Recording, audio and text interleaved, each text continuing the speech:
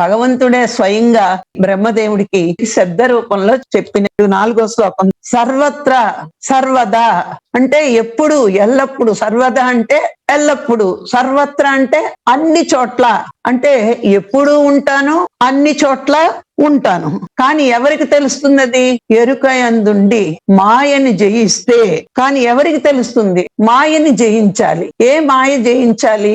ఈ ప్రపంచం శాశ్వతం, ఈ శరీరం శాశ్వతం అనే మాయలో ఉన్నవాడు మాయని జయించితే అన్నిటి ద్వారా అన్నిటినీ తెలుసుకోగలిగే శక్తి పొందుతాడు.